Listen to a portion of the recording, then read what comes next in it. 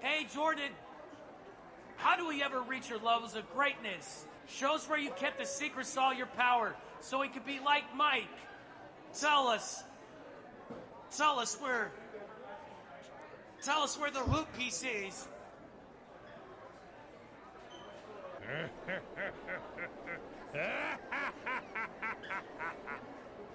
You want the secrets to be like Mike? Find it. All you have to do is put the work in and believe you can attain it. I left all the ingredients to my greatness on an island out there.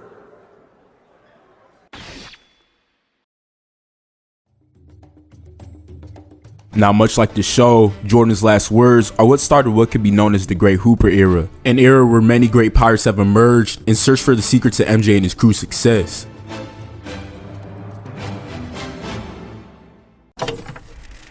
Now, two Yonkos once again had to fight for the ages. Bronbeard and Curry, two of the closest Pirates to finding Jordan's treasure, had an all-out battle last night that resulted in Curry gaining another ring Poneglyph. Now, there's been rumors that there's 6 rings that helps you find Jordan's last island. And with Curry being Bronbeard and his crew, he was able to get his 3rd ring. Which means, if the rumors are true, Curry is 3 more rings away from navigating the hoop piece.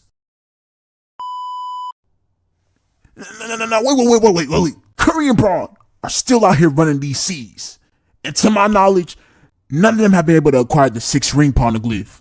And I hate to say it, but time may be running out for these 2 guys. I mean, they are getting older and older. But this does have me thinking, they've been running the seas for so long, who in the world could even fathom to take their place? Now, that would be a question I'd ask myself if it wasn't for the new young cats terrorizing the seas right now, the worst generation. The worst generation.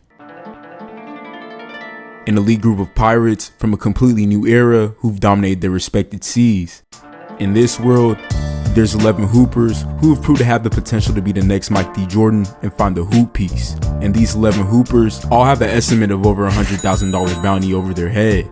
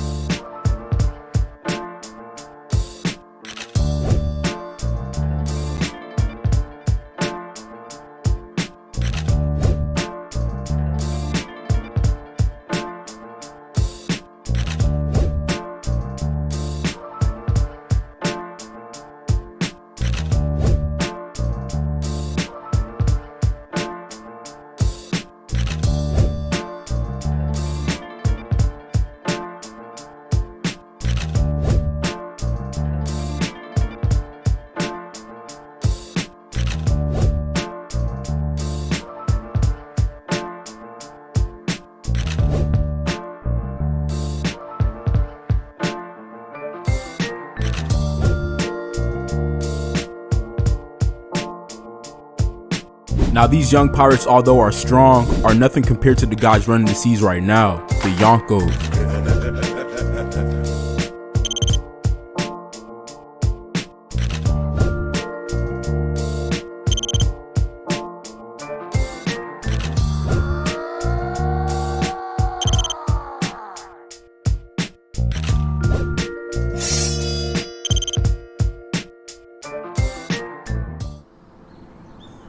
Now, in hoop piece, the world is divided into 2 major seas, the East Blue and the West Blue. And due to the Great Hooper Era, many prominent hoopers have rose from these 2 seas. Some of the most notable pirate groups in the East Blue contain the Knicks Pirates and the Cavaliers Pirates. And for the West Blue, pirate groups such as the Bronbeard Pirates, the Splash Pirates, and the Joker Pirates have all taken turns dominating the West Blue.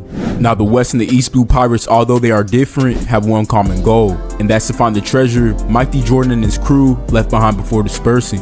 This pursuit has led to many of the pirate crews to clash and form rivalries for ages. Many notable pirate groups have assembled great squads to gain this treasure, but only 2 active pirates are even close to finding the hoop piece. Now, before we move on with this, let me give you a quick history lesson. Now, the seas before Bronbeard and Curry was reigned by a legendary pirate named Kawhi, a pirate who possessed skills that almost paralleled with the great skills of Mike D. Jordan. His power was so immense that it said he killed a total of 81 members from the Raptors Pirates in one night. But despite his skill, he wasn't able to acquire the 6-ring Poneglyph due to one of the strongest admirals in Marine history, Tim Duncan. Now, Tim Duncan is an admiral for the Marines, an organization made by some of the toughest teams in the NBA. Its role is to keep the seas safe from various threats that pirates create, such as unethical hoops. And with Quahog terrorizing the seas, Tim D. Duncan was one of the only admirals strong enough to match Quahog's power and take him down before he reached the 6-ring Poneglyph. Now, back then, the 3 most powerful Marines were Tim Duncan, Dirk Nowitzki, and Kevin Garnett. These 3 admirals are held to the highest standard in the Marines still to this day, and it's due to the fact that they set the standard for today's Marine admirals.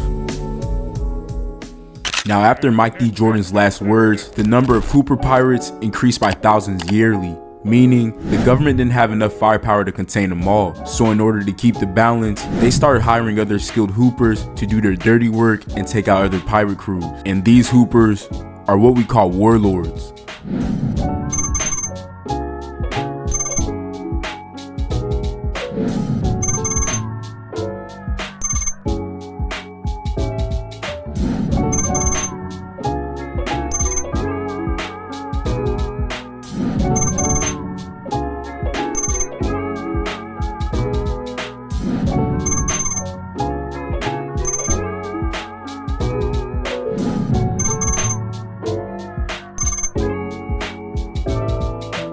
Now, with all that being set up, welcome to the world of Hoop Piece, a world where hoopers around the world are set to find the treasure Mike D. Jordan left behind. With it being many years since his execution, only a handful of pirates have been able to come close to finding his treasure. But there's one pirate who many are saying have the potential to find it.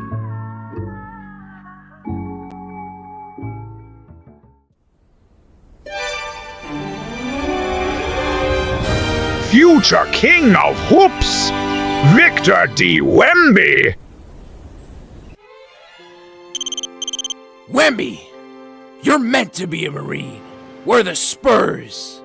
Our culture is ingrained in traditional basketball, and you can't stray away from the way we play. Just cause I'm a big doesn't mean I have to stay in the post all day. I want to be the king of hoopers, and the only way I could do that is if I do my own thing. Now, like I said last episode, Tim D. Duncan was one of the most powerful admirals in Marine history, and after decades of keeping the Hoop Piece world in fundamental order, him and his soldiers, the Spurs, were the greatest example of what a Marine squad should look like. But that all changed when Wemby came on the scene and took over Tim D. Duncan's squad after they retired. With no intentions of conforming to the fundamental laws of basketball, Wemby set out to form his own crew and start his journey to become the king of hoopers. And his first stop was to find a point guard.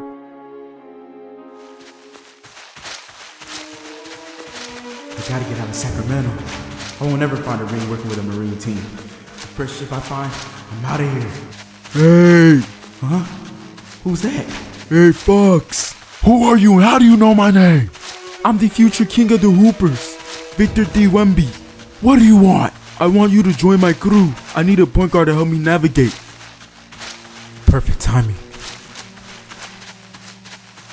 Now, Wemby and Fox are 2 players who come from traditional Marine teams. Now, the teams that make up the Marines consist of the Bucks, the Jazz, the Kings, the Wizards, the Hawks, the Trailblazers, the Pistons, the Nets, Rockets, Clippers, and the Celtics. Now, like I said before, the Spurs were originally a part of the Marines until over time the old members retired. And with being led by a young new captain, Wemby's first order in action as the leader of the Spurs was to relinquish the Marine title and go after the 6-ring Poneglyphs. Now, one example of something similar to this happening was with Dirk Nowitzki and the Mavericks. The Mavs were originally a pirate group that had one of the most fearsome unethical hoopers at the time in Dirk Nowitzki. With notoriously breaking the fundamental rules of the game by using long-range attacks as a big, he used his notorious power to take down some of the most fearsome pirates. But it wasn't until one day, Dirk decided that it was time for him to use his power for the good of basketball, that he switched over to the Marines and quickly climbed up the ranks to become an admiral. Now, in the era where we have some of the most dominant Hooper Pirates we've ever seen, there has to be a force to match their power and keep the balance in the world. The Marines are currently led by 3 Admirals: Kawhi Leonard, Giannis Antetokounmpo, and Jason Tatum. Each of these guys have played their part in keeping each Yonko from gaining another ring Poneglyph. But while they're handling tougher enemies and bigger problems like the Yonkos, there has to be a batch of strong Hoopers to contain everything else. And these guys are known as Vice Admirals.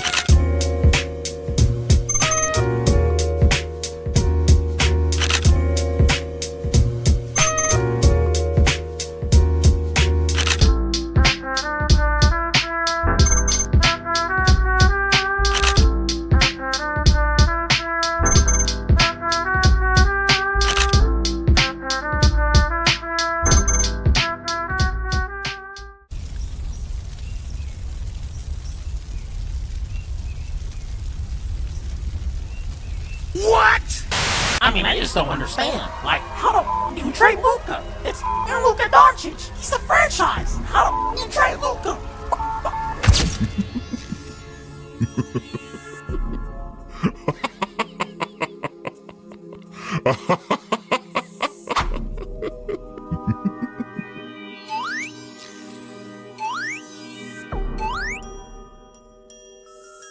Hey Luka, Bron. welcome to the crew. Now I don't know what in the world came over the Maverick Pirates by shipping away their captain, for an Asian and delicate vice captain of the Bronbeard Pirates in AD. It's an odd exchange that I just can't seem to wrap my head around. After almost leading his crew to their first ring Poneglyph, it seems that the Maverick Pirates lost faith in their captain Luka Doncic, leading them to the hoop piece. Never in my life did I think I would ever see a member of the worst generation be betrayed by his own crew. Now due to this exchange between Luka and AD, the new captain, Kyrie Irving, decided for the safety of the crew and his owner, they seek refuge with the government and become warlords. But to my surprise, that's not the only major change that happened across the seas. The only way the Mavs Pirates were accepted to be warlords is due to the fact that Jimmy Butler relinquished him and his crew of that title to team up with a very powerful Yonko in Shanks Curry. Now some are saying this might give Curry enough help to make his final push for the hoop piece. And as we all know, with Luka joining the Bronbeard Pirates, it also gives Bronbeard another chance to make his final push to the hoop piece as well. Both these Yonkos remain with only 4 ring Poneglyphs. The question is, who in the world is gonna get their 5th ring first?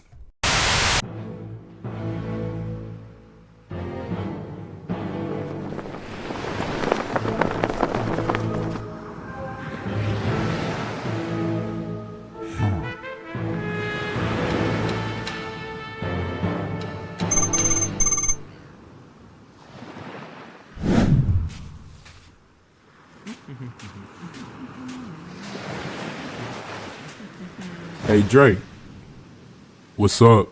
After this move, this may be our final chance to get a ring. Our last stance, huh? Yup.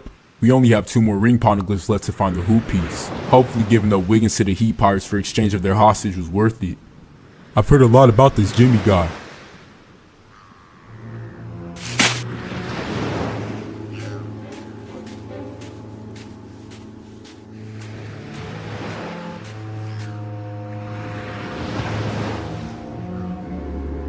Curry, Draymond, welcome to the crew. Now you do anything such as look at the captain wrong and you're dealing with me.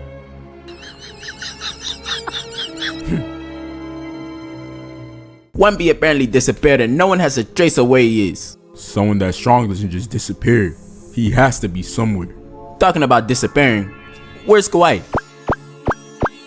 But anyways, I don't care where Wemby's at or where he's gone to. It just means one less pirate we have to worry about finding a ring Poneglyph. After all, we still have a lot to deal with to make sure Bronbeard and Curry don't make it to their 6th ring.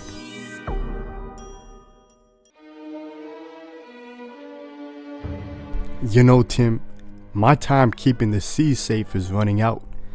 My back problems is making it harder and harder to keep up with the new pirates, now that Jordan revealed that their hoop piece exists. And every year, stronger pirates are starting to take up the seas. Me, Hakeem, and Malone tried our best to end the age of piracy, but ultimately wasn't strong enough to fully stop Jordan's reign over the seas. And I'm afraid a similar problem is soon going to approach you. As the Admiral, I think it's time for me to relinquish my title and pass the torch to you to carry the franchise and protect the world from this potential issue.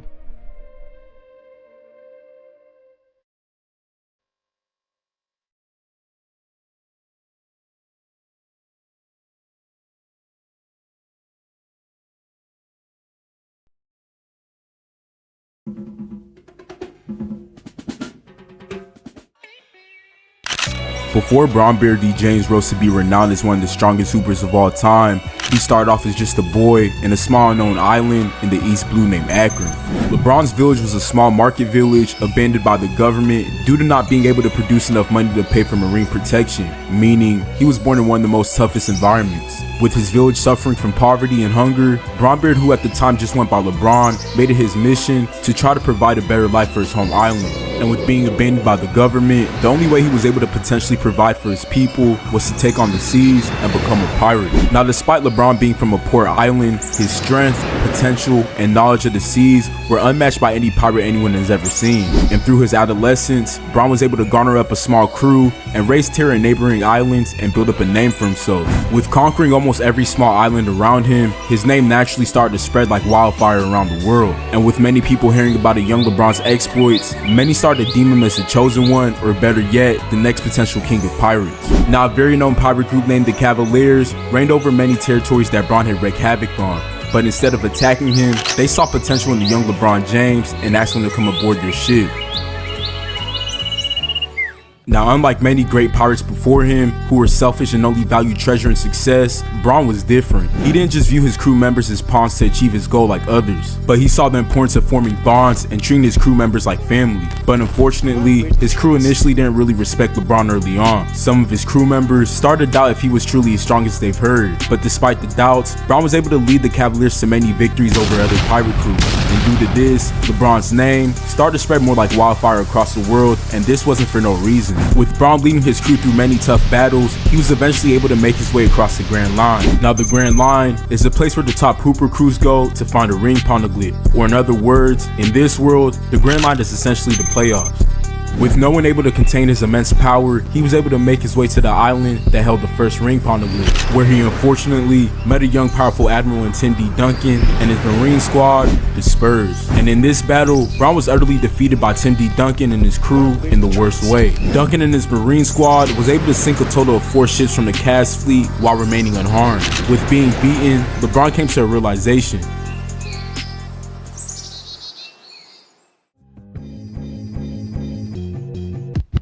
He realized if he ever had hopes of liberating his hometown village and becoming the king of hoopers, he was going to have to depart from his original crew, the Cavs Pirates, and join a far more stronger crew. And with him already having built a name for himself, it didn't take too long for him to find a crew to accept him in. But the next crew LeBron joined wasn't just any type of crew. It was a crew that currently belonged to another well-known pirate who also came from the East Blue, a pirate who had successfully already led his team to a ring Poneglyph, Dwayne Wade.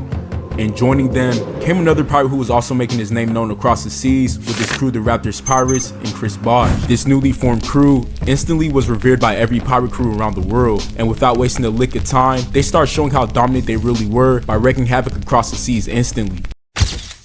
Now, a major thing happened across the seas today. 3 captains decided to come together and form some type of cross guild on the seas. Wade, Bosh, and most importantly, LeBron James has decided to team up under the Heat Pirate flag. Now, some are saying that Bron leaving the Cavs Pirates was a complete betrayal to his home island.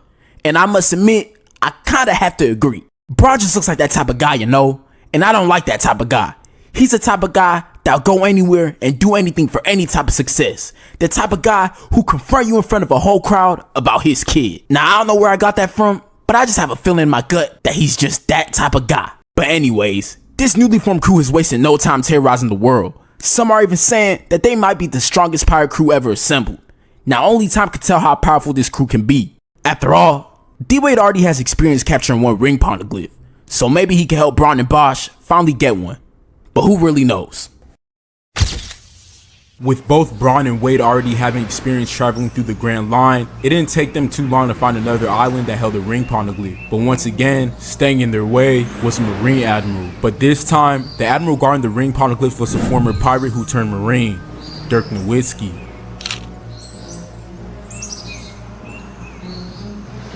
We meet once again, Wade. It's a different day, but it's gonna be the same result, Dirk. You don't have a single person on your crew to stop me and LeBron.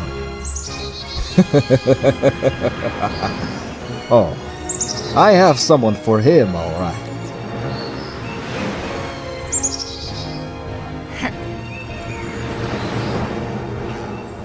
Now, like I stated earlier, D-Wade was able to acquire a ring Poneglyph earlier in his career, and this was all due to help from a former Yonko and Shaikdo. Now, long before Dirk switched over to the Marines, he was once a pirate who had goals of finding the Hoop piece as well, and on his way to finding his first ring Poneglyph, he met a Heat crew led by Wade and Shaikdo on the island where the first ring Poneglyph was. The Mavs Pirates and the Heat Pirates battled for days to acquire possession of the ring, but in the end, Dirk was defeated by an overwhelming upcoming pirate in Wade and an overpowered former Yonko and Shaikdo. This battle left him bitter of pirates and ultimately prompted his decision to switch over to the Marines and become an admiral. But back to the present day, with this not being the first time Dirk and Wade met, Wade felt confident that him, Bron, and Bosch could overpower Dirk and his Maverick squad once again. But little did they know, ever since Dirk lost his first battle, he's been prepping up a better crew and building strength to get revenge on Wade and the Heat Pirates. And with him unleashing his ultimate weapon, Bron once again was faced with a harsh defeat. Angry and tired from defeat, Bron and Wade knew only one thing was going to help them acquire a much needed ring Poneglyph, and that was to acquire what every great crew has and needs, a sharpshooter,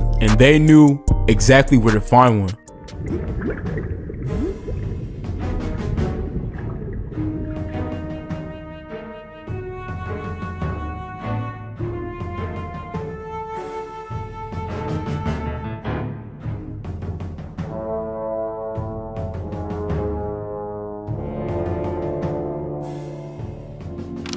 After freeing Ray Allen from being held captive by the Celtic Marines and recruiting him to their crew, LeBron and Wade once again set their sights on acquiring another ring Poneglyph. But as usual, an obstacle would get in their way of achieving this goal. But this time, instead of a Marine standing in their way, it was a young pirate group who've been wreaking havoc on the world. A crew filled with young talent with endless potential, the Thunder Pirates. But this time, the Heat Pirates had been battle tested and had more experience on their ship. And without much resistance, they were able to sink all four of the Thunder ships while only losing one of theirs. And with the Heat barely clearly imposing their dominance on this upcoming crew, Bron was finally able to attain his first ring Poneglyph. But with goals of becoming the future king of Hoopers and fully liberating his island back home, he knew that this was only a start to a long journey. So him and the Heat Pirates set their sights on finding the next island that possessed the ring.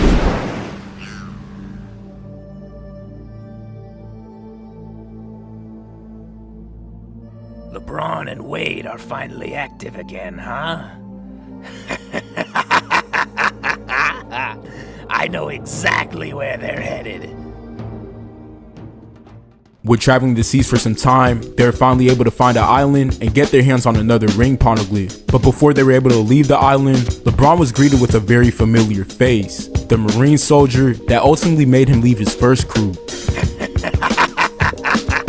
But this time was different than the last time Tim Duncan and Bron met. This time Bron had help.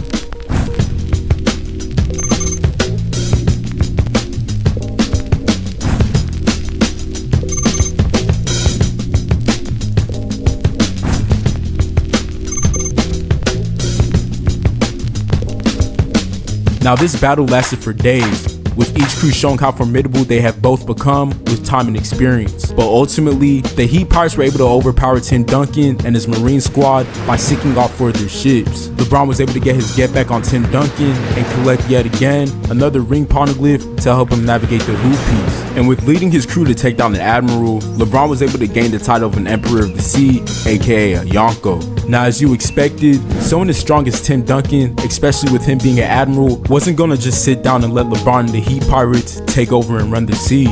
In due time, the Spurs and the Heat Pirates once again clashed at the site of another island that contained a ring Poneglyph. But this time, Tim Duncan and his Spurs squad were able to put a stop to the Heat Pirates' brief dominance over the seas.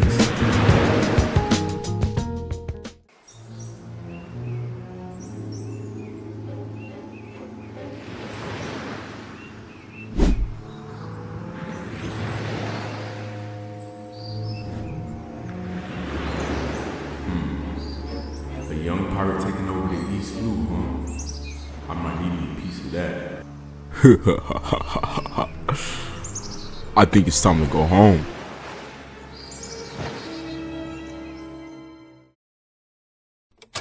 After leaving his hometown pirate group, the Cavaliers, and finding success with the Heat Pirates, he learned exactly what it takes to lead a pirate crew through the Grand Line and successfully obtain a ring Poneglyph. And with already acquiring 2 of them through trial and error, his mind and heart was still on liberating his village back home and giving his hometown pirate group, the Cavs, success and fame that they deserved. And with already facing a harsh loss, LeBron decided that it was time to part ways with the Heat Pirates and head back home to complete his wish of fully liberating and saving his hometown village in the East Blue. Now the Cavs Pirates were a different crew from the last time Bron sailed the seas with them. After Bron left, they were able to pick up another young pirate who'd been making a name for himself across the seas. A pirate whose skill has left anyone who's ever seen him fight in awe, Kyrie Irving. And upon LeBron's return, they were able to pick up another pirate who's been dominating the opposite seas, in Kevin Love. With Bron coming back from his adventures with the Heat Pirates with a lot of experience and newly gained abilities, the Cavs Pirates were now seen across the world as a potential threat. And to no surprise, with Bron's experience and the overwhelming power of the Cavs' newest trio,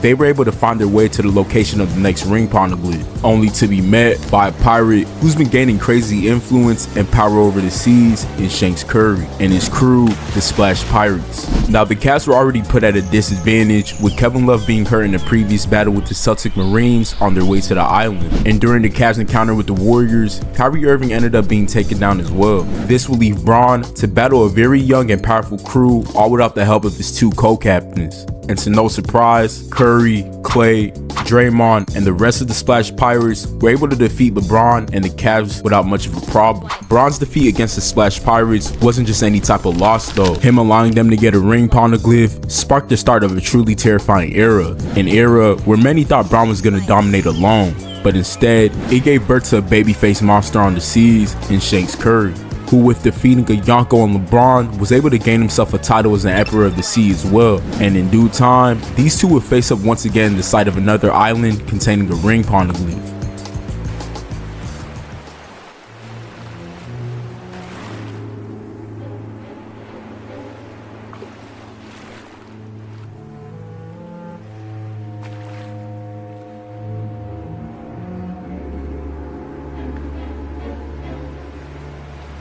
Me once again, LeBron. I won't forgive you for sinking my little boats. This time, you'll pay, Curry.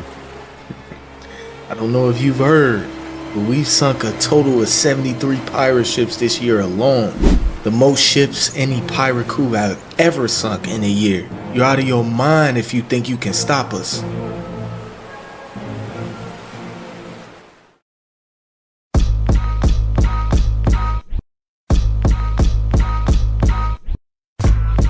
Now this time, Bron's crew was fully healthy and ready to take on the crew that has been establishing their presence around the world, or at least that's what the world thought. Shanks Curry and the Splash Pirates were able to take down 3 out of the Cavs' 4 ships in their fleet, and with 1 ship remaining, getting in the way of them and another ring Poneglyph, all they had to do was take down Bron to succeed. But unfortunately for them, Bron wasn't willing to back down despite being down 3 ships. With the weight of his home island on his back, Bron knew the only thing standing in his way of liberating his island was the Splash Pirates.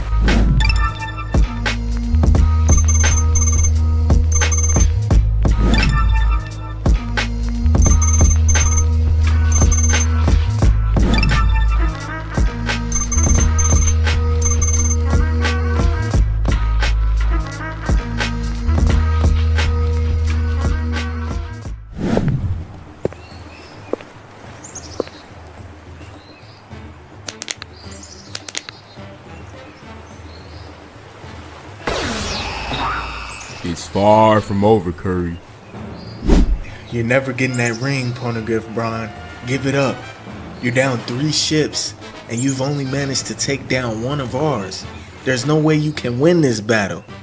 Until I'm dead, it's never over.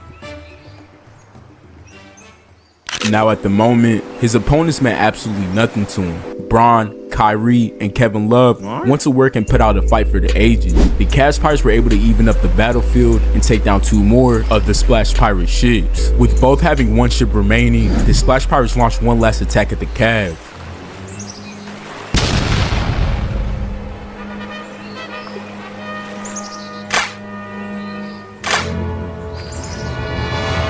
with Bron diverting the Splash Pirates attack, and shortly after, Kyrie launching an attack of his own, the Cavs did what most would think was impossible. They were able to defeat Shanks Curry and the Splash Pirates after being down 3 ships and being completely surrounded. This battle is what truly cemented LeBron's name as one of the strongest, if not the strongest Pirates of all time. After the battle, the Cavs raided the island and LeBron was able to gain another ring Poneglyph and bring treasure home to his island, fulfilling his wish of bringing his home out of poverty. And with gaining enough power and influence in the world, especially with him being a Yonko, LeBron was finally able to claim and liberate his home island of Cleveland, putting them under his protection, which ultimately gained him the name of Bronbeard.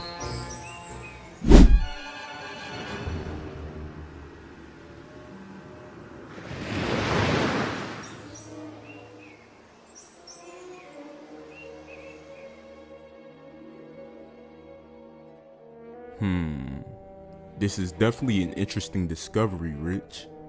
Yeah, Bron. It took a while, but I was finally able to locate the fruit that grants you immortality over the seas.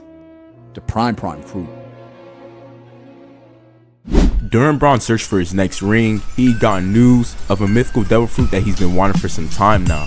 This devil fruit was known as the Prime fruit, a fruit that not only boosts the user's strength and power, but also can extend a pirate's prime past his original prime years.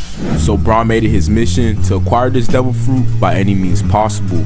But like everything in this world, there was a huge obstacle stopping Bron from acquiring it.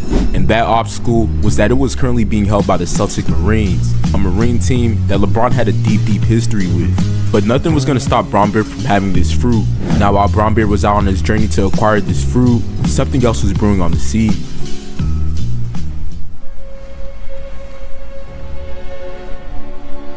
There's no way I would be king of the Hoopers sharing command with Westbrook. I love our crew, but there's just no way I could find a ring with these guys. The battle with the Splash Pirates showed me something. It showed me I'm too weak. I may never be able to beat that crew. So if I can't beat them, the only thing I could do is join them. It's time for my next chapter.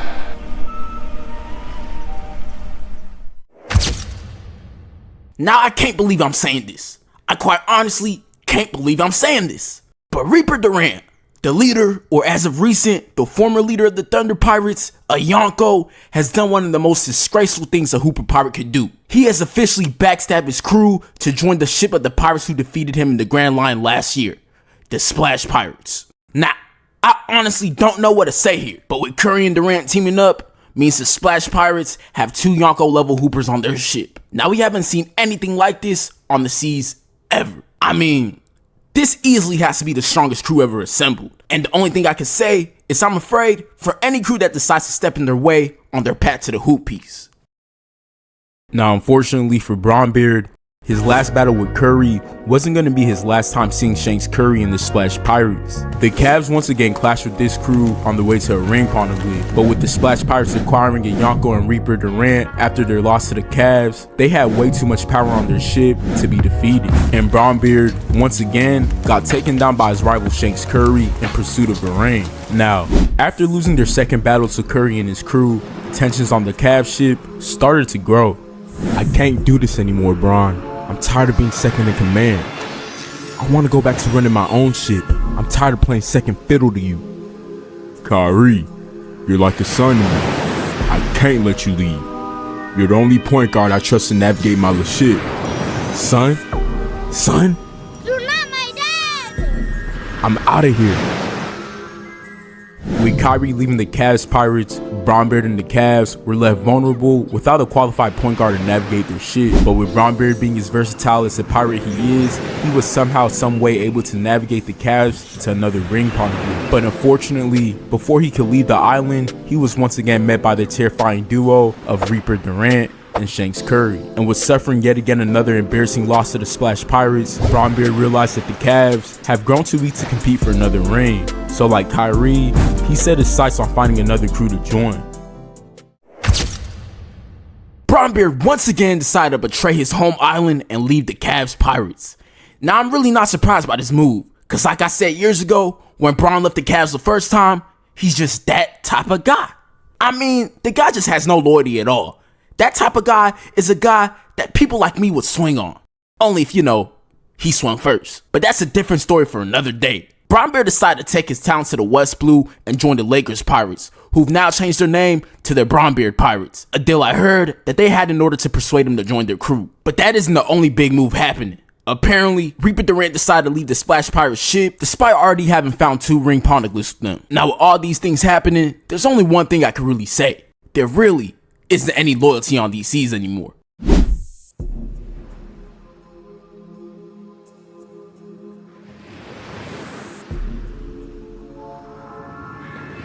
So much potential, but I need to win now.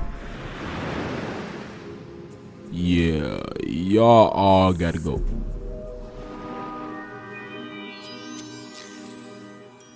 With Bronbeard having experience on the seas, he knew exactly what type of crew he needed to find his next ring Poneglyph. So with being the captain he is, he made some moves to acquire some new crewmates.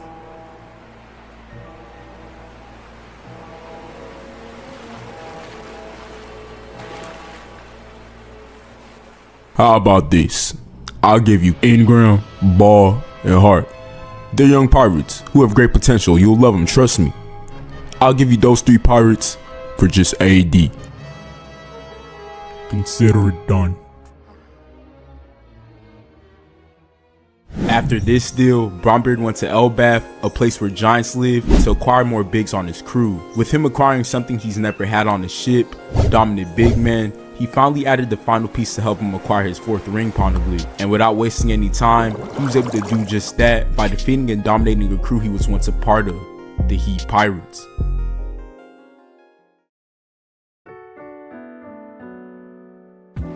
Now with having 4 ring Poneglyphs, Bronbeard is only 2 more rings away from navigating the hoop piece, and with recently acquiring Luka Doncic from the Mavs Pirates in replace for his former co-captain in AD, he's looking to make an advance for his next ring. But as we all know, since Jordan revealed that the hoop piece exists, many Pirates have joined the relentless pursuit to find the 6 ring Poneglyphs. And while Bronbeard is looking for his 5th, many crews across the seas are looking to cross the Grand Line and find one for themselves.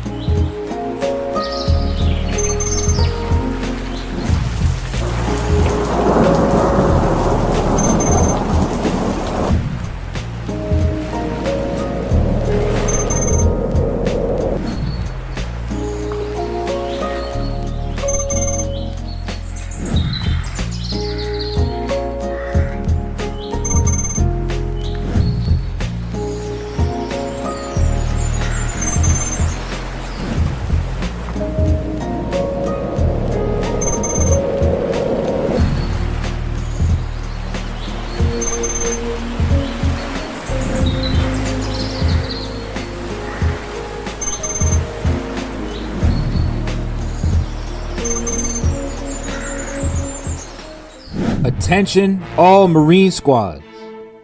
This year more than ever, we have to prepare for a brutal battle against the pirates looking for a ring Poneglyph.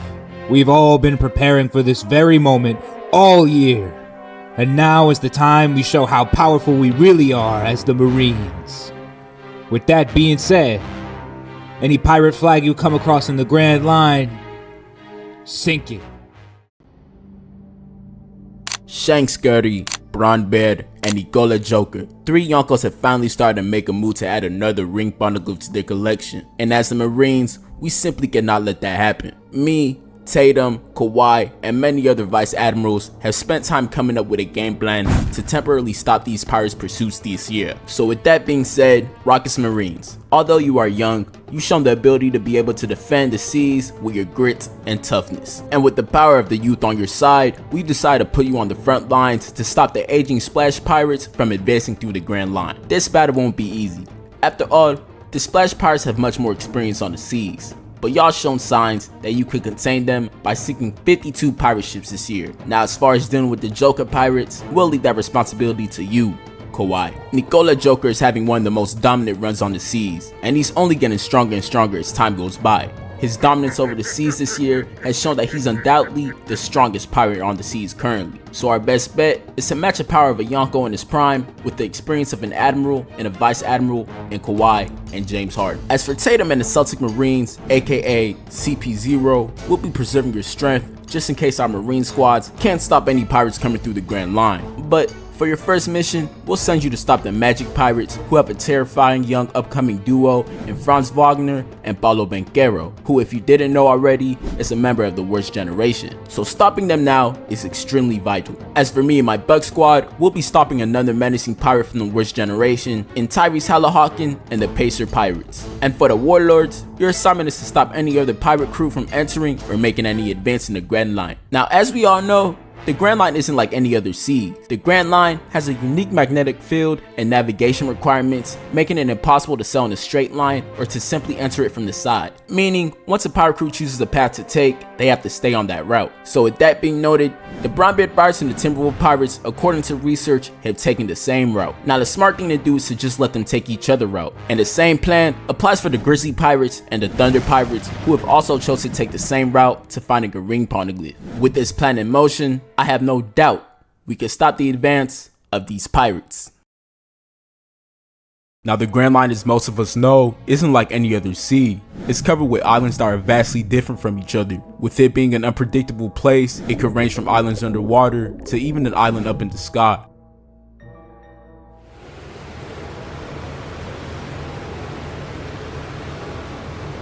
Looks like somebody beat us to this island.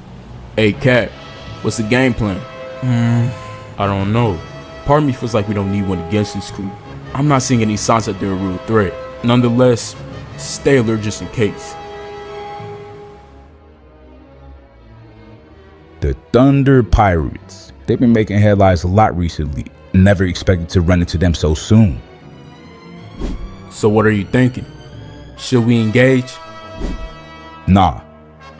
Wait till they make the first move.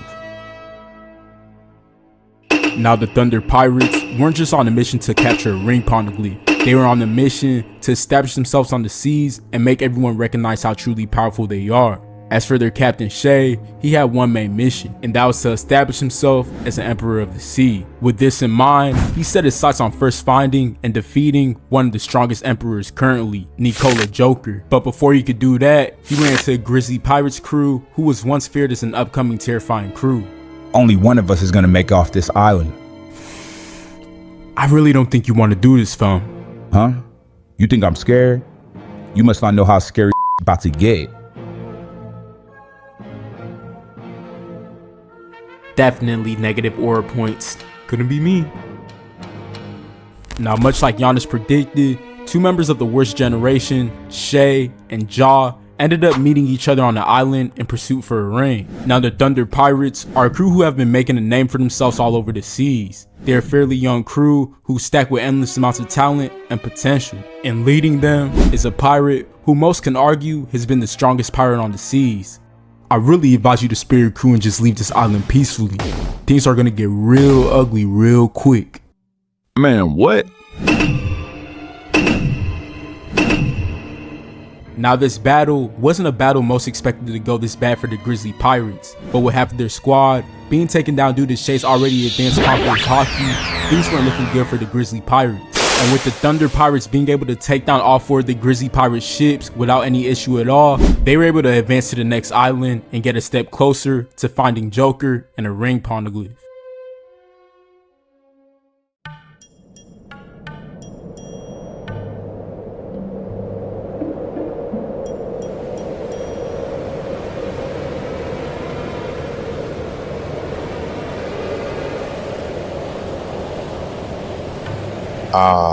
How nice is it to see old friend? Man, ain't funny. What business does Marines have on this island? We're here to capture Joker. Move out the way. You're not my target. We must destroy Joker.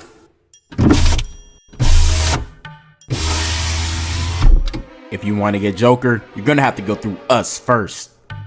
That's cute, but I don't think you know who you're dealing with. All this commotion. I Just want to play with my horses. Attack sequence activated.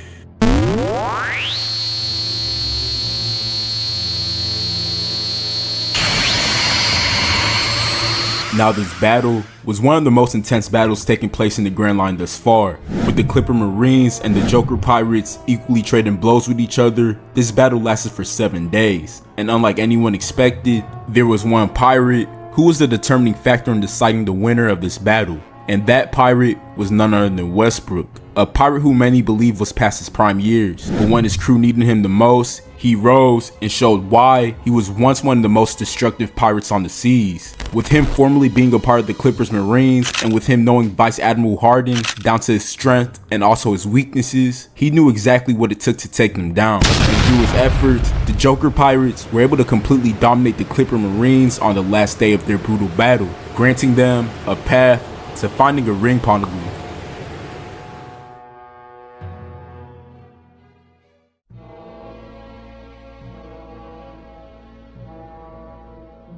There's been a young pirate making noise on the seas. Many people are calling him a Yonko killer. And Edwards. I ran into him on the Grand Line last year. He's not someone we should take lightly. Through the years, there's been a particular pirate who started to quickly make a name for himself in the Grand Line. Year after year, this pirate has shown that no matter the title, he isn't afraid nor willing to back down to anyone. And with facing countless legends on the seas, and not only being able to hold his own, but also being able to take him down, some have already deemed him to be potentially the next King of Hoopers. Bronbeard, it looks like we have company pulling up. Who is it? It looks like another member from the worst generation, and Edwards and his crew, the Timberwolves Pirates. What should we do? Reeves, Luca, Rui, prepare all 4 ships. If Ant wants a ring Poneglyph, he's gonna have to go through me first. Roger. Bronbeard, I've been waiting for this matchup all year. It's time to get this old head up out of here. But Ant, what we gonna do about Luca? They might have Luka Doncic, but we got Jaden McDaniels. Hey look, here's the game plan. Randall, use your brute strength to attack and tire out Bron. And while you're doing that, I'm gonna take Luka at full force. Now while we're on the attack, Rudy and J-Mac, we're putting y'all on the defensive. Don't let anyone touch our ships. With this game plan, there's no way we could lose this. Never thought I'd see you on the Grand Line so soon, young blood. Unfortunately for you, you just had to run into me and Luca first. Nah, it's unfortunate that you had to run into me first.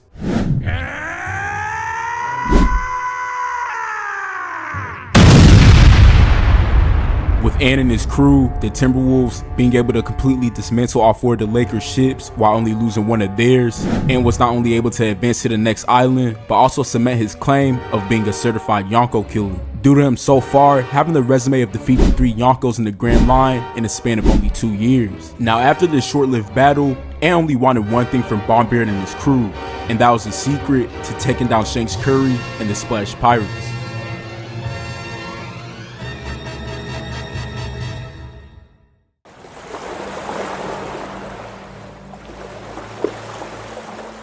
Now in a different part of the Grand Line, the Splash Pirates came into contact with a young Marine squad ready to establish their presence on the seas.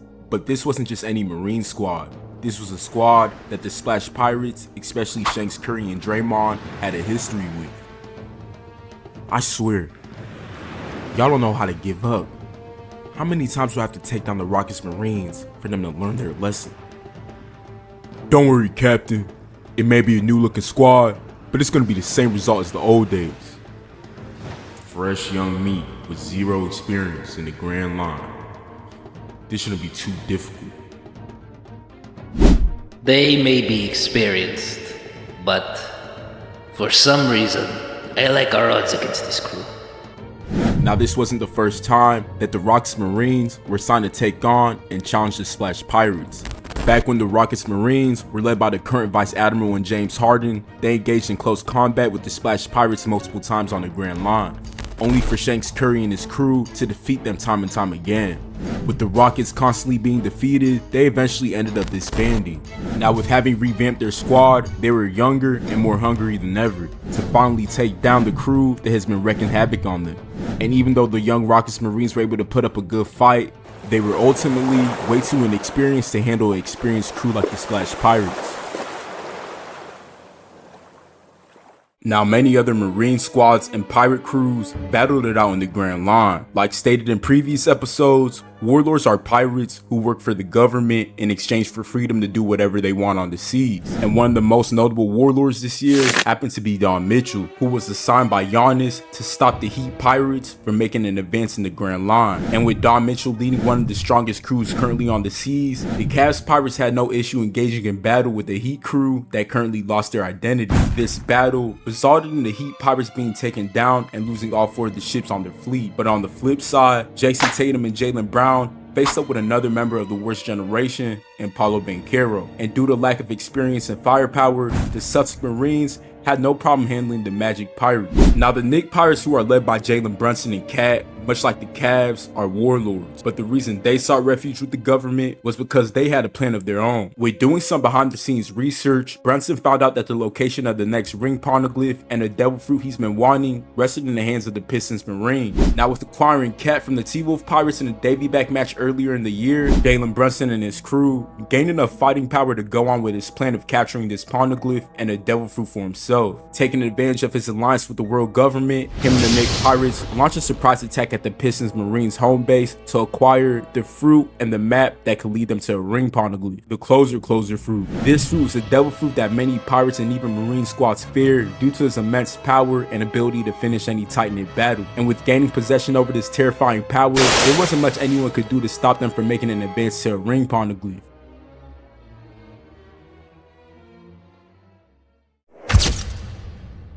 Oh boy, do we have some breaking news. It seems like in these past few weeks, the Grand Line has been on absolute fire. The Knicks Pirates, who were supposedly working with the Marines, has just betrayed the government to acquire the map to the location of a Poneglyph. And even worse, these folks then stole an ancient devil fruit from the Piston Marines base as well. Now due to this, the world government has placed major emphasis on capturing each member of the Knicks Pirates. Jalen Brunson, whose bounty rested at only 164 million berries, has now been increased to 300 million berries. And the same thing goes for his co-captain Cat, whose bounty has also been increased to 300 million berries. With this betrayal taking place, I expect all Marine squads to be gunning for every member of the Knicks Pirates' head. After all, this is an extremely bad look for the Marines.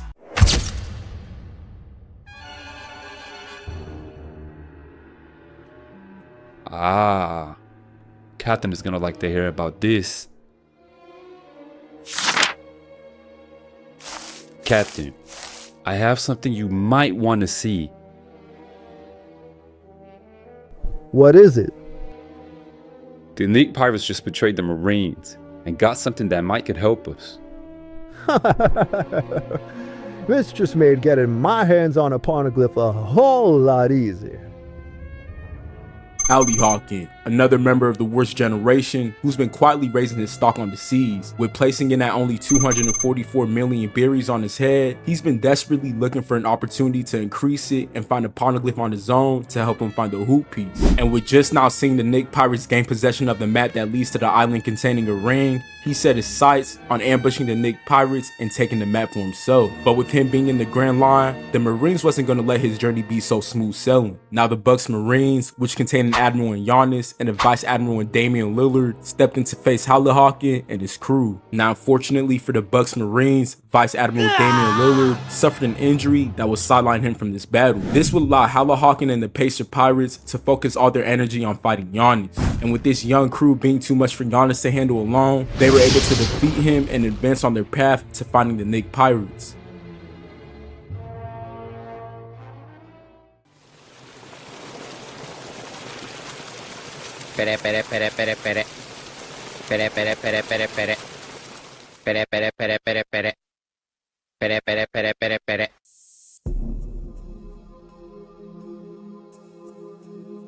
I don't know if you've heard the news, but the Knicks Pirates just betrayed us and invaded the Pistons Marine base. They obtained one of the maps that leads to one of the ring Poneglyphs. By no means can we let them escape. Betrayal like this is absolutely unacceptable, and I demand immediate action be taken before matters get worse. Also, I've heard Hali Hawkin and his crew just defeated Admiral Yonkos. Now, I don't know what's going on down there that's making us Marines look weak, but you need to fix it immediately. Stop Brinson and Cat from advancing any further. We can't allow the Knicks Pirates to find a ring Poneglyph. I'm afraid the world can't handle that type of savagery.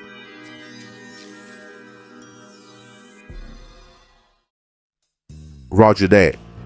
Derek, contact the Cavs Pirates and inform them that their next assignment is to stop the pursuit of the Pacer Pirates and Hali Hawkin. When you're done, we take route to dealing with and eliminating the Knicks Pirates. Their betrayal cannot go unpunished. With the world government being notified of the Knicks' betrayal, they set immediate action to stop the Knicks in their tracks and take them down for good. And with all the other Marine squads and Warlords being occupied stopping the advance of other pirate crews, the responsibility to stop the Knicks from advancing rests in the hands of Admiral Tatum, Vice Admiral Brown, and their Marine squad, CP0.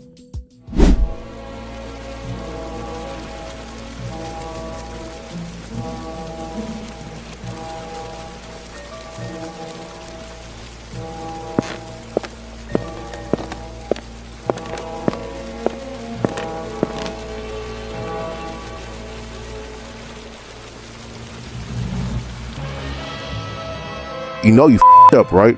No one betrays the Marines and gets away with it. Not you thinking we betrayed the Marines with no plan. You must not know. I ate the closer fruit. This battle was over way before it started. Now with the Knicks being able to evenly match the offensive power of CP0 with their insane defensive capabilities, the outcome of this battle rests in the hands of Brunson and Cat versus Admiral Tatum and Vice Admiral Brown. And with having the closer fruit,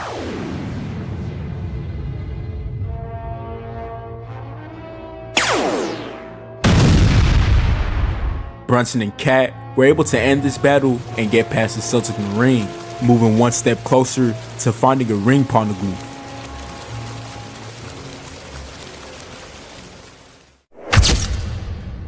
Man, it seems like these pirates are growing more powerful by the minute. I'm just now getting reports that the Marines' last line of defense, CP0 and Admiral Tatum, has just been taken down by the Knicks Pirates, who continue to wreak havoc on the seas. And due to this, the world government has raised the bounty once again on every member of the Knicks Pirates' head. Now this has got me thinking, if the Marines on the seas are this weak, who is truly able to protect us from the pirates on the seas? And in my opinion, something has got to change.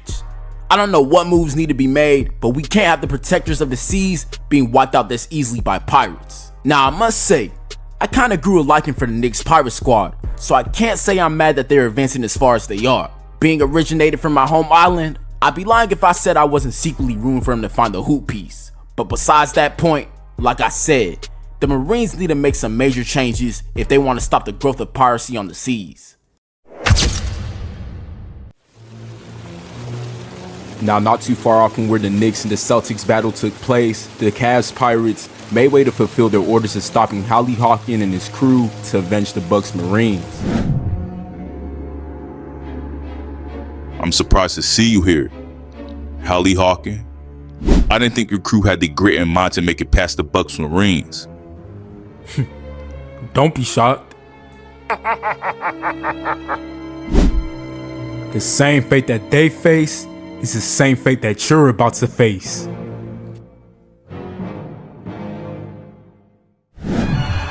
Out of all the Warlords, I really feel bad you had to face us first. We're the strongest crew in the East Blue. You're done for.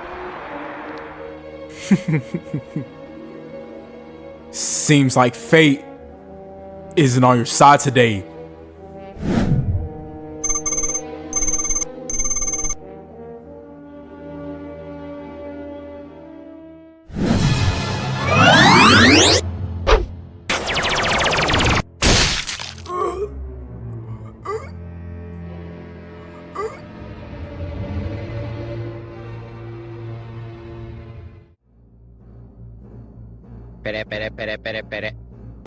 Pere, pere, pere, pere, pere.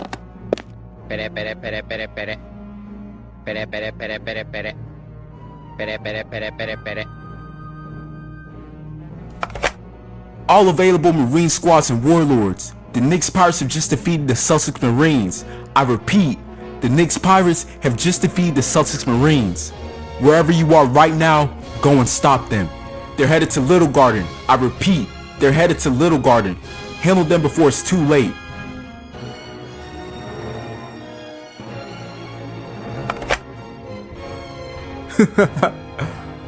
Perfect. This is all that I needed.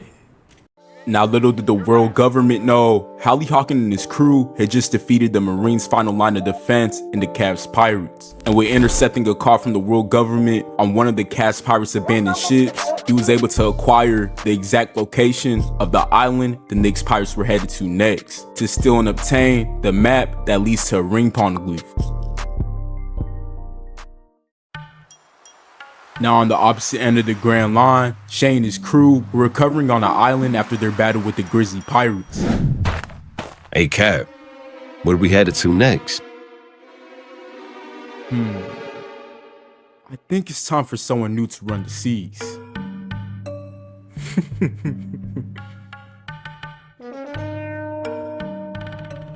Now, like I stated earlier, Shay was on a mission to gain himself the title of a Yonko, and the only way he knew he could get that title was to defeat one of the most powerful pirates of all time, in Nikola Joker. But while Shay and his crew were resting, coincidentally, the Joker pirates also made their way to the same island to stock up on supplies before they went on their journey to get a ring Poneglyph.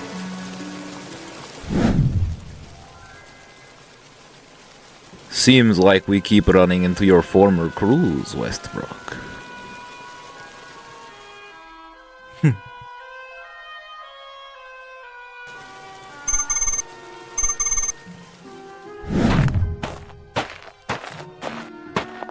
You know, Shay,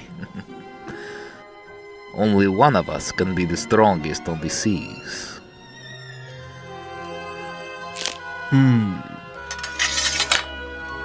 I'll take a wild guess and say it's not gonna be you leaving this island.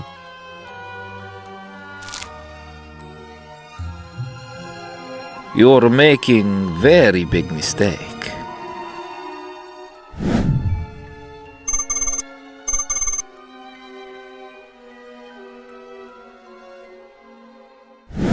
But I guess I'll just have to teach you the hard way.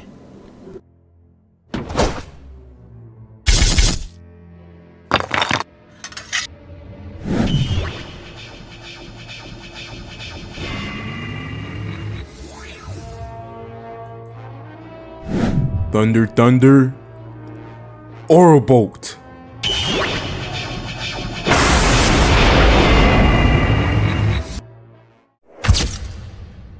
Shay Gilgis Alexander has just done the unthinkable. While resting on an island, him and his crew encountered none other than the Joker Pirates, who I believe was on the move to locate and find a ring Poneglyph. These two met up and had a clash for the ages that lasted for about 7 days. But in the end, Shay and his crew were able to overpower a strong Yonko crew and get through them. With Shay defeating Joker, he's now been crowned the strongest pirate on the seas. And with this happening, major changes have been made around the world. And one of those changes are the 4 Yonko, with rumors and reports stating that Reaper Durant is now stepping down as a pirate. The 4 Yonkos now include Bronbeard, Joker, Shanks Curry, and replacing Reaper Durant is a newly crowned Yonko in Shay, whose bounty has been increased due to his growing power and influence over the seas. It seems like every day, something drastic is happening.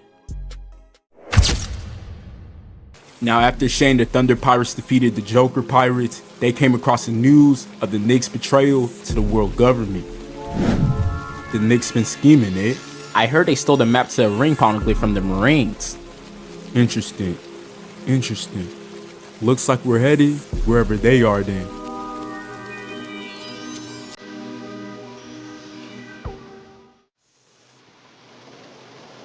Now with Ant Edwards and his crew bring fresh off a huge victory against an aging Yonko and Bronbeard and his vice captain Luca D. Don, the world quickly found out about his triumph over a pirate that many consider to be the strongest of all time. But after that battle though, him and the T-Wolf Pirates continued their search for the next ring Poneglyph.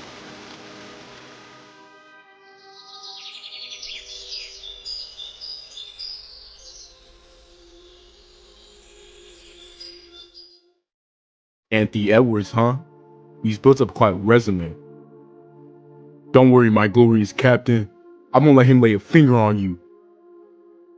Over the past 2 years, he's taken down 3 other Yonkos. KD, Joker, and Bronbeard. And if I were to take a wild guess, he's probably on his way to us right now. Let's see if he truly got what it takes to face a real demon. Ant Edwards.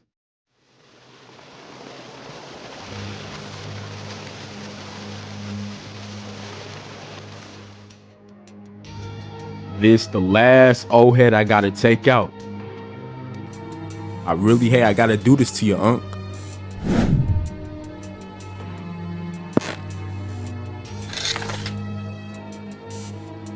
Ant Edwards. Alive in the flesh. I somewhat expected your arrival. Then that means you somewhat expected this L too. You got jokes, but I won't be the one fighting you today.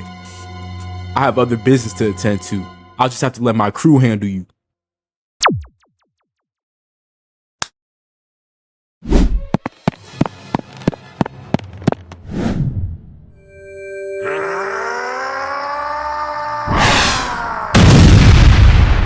Now, unfortunately for Shanks Curry, his crew was nowhere strong enough to stop the incoming wrath of Ant Edwards and the T-Wolf Pirates.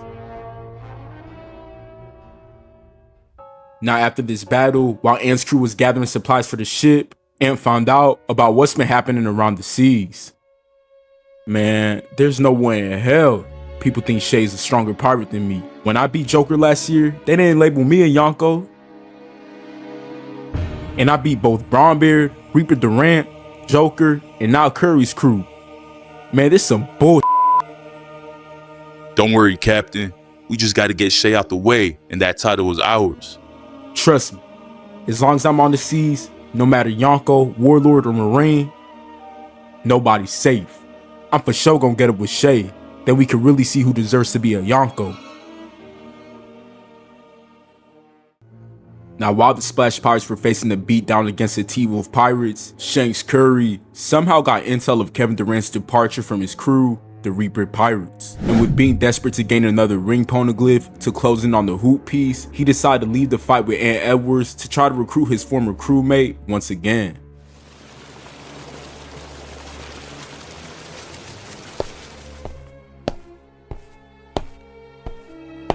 It's been a while, my old friend.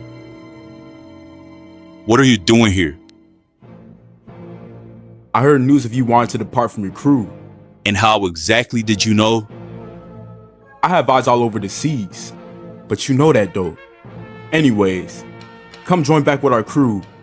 I know you want another ring Poneglyph. You know how dominant we were when we last teamed up. As long as that donkey's still with you, I want no parts of being your crewmate ever again. Besides, I decided I no longer have any desire to chase that mythical treasure. But I made a decision. If I can't have the hoop piece, no one can. I'm giving up my Yonko title and joining the Marines. You're out of your mind if you think they'll just let you join after all the crimes you committed on the seas. You don't think I figured that much? That's why I prepared a little gift for them as an apology. Of course. Betraying a crew member is so like you. With Katie once again betraying a crewmate, he turned Dev Booker into the Marines. And even though the Marines were still a bit hesitant to accept his gift and let him join, they had no choice but to take him up on his offer, considering the fact that they were in a desperate situation after all their squads had just been completely dismantled on the Grand Line.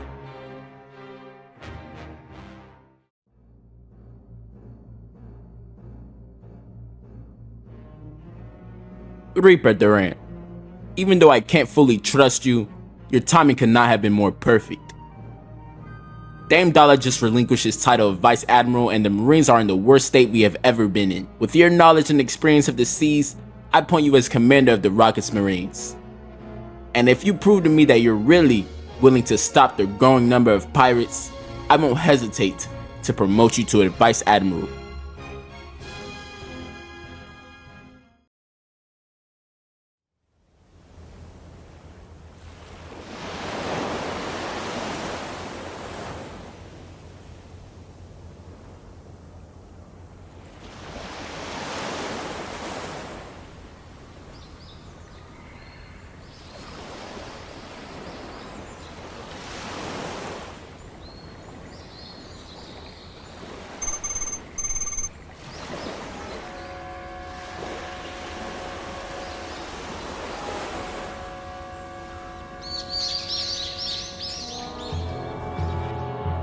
Yes!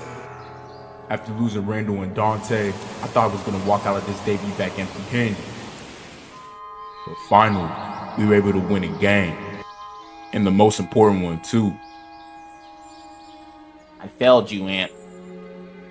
Since I lost my debut back matchup, I have to swear my allegiance to Brunson and the Knicks Pirates now. I hate how it had to turn out like this. Don't worry, man. No matter where you go, I'ma always look out for you, Cat. Here, Ant. Take a piece of this.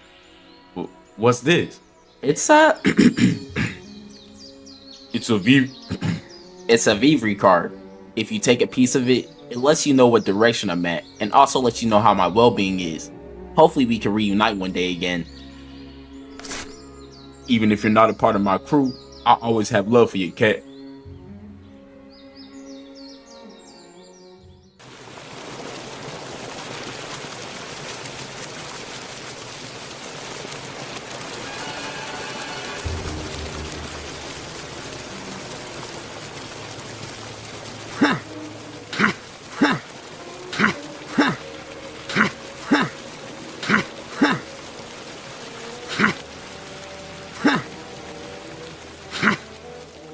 A-U-R-A. What does that spell? Aura. And who has the most aura on the seas? Shay. The most valuable pirate. That is my MVP.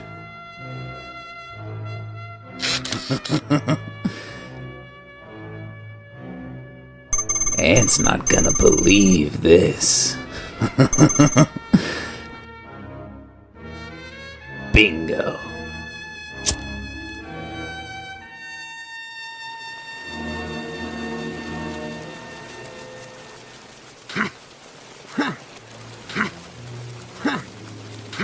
And take it easy. Don't you think you should be saving your energy for Shay?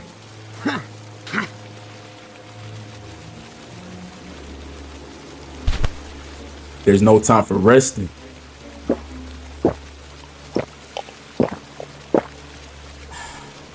Until I show the world who's really the strongest on the seas.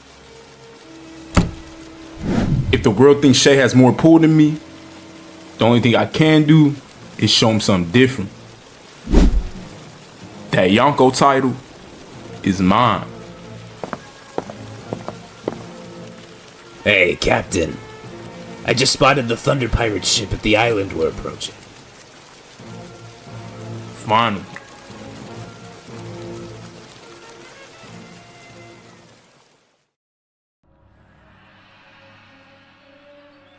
Check. Give me the inside scoop of the T-Wolf Pirates. Well, these past couple of years they've been really building up their resume.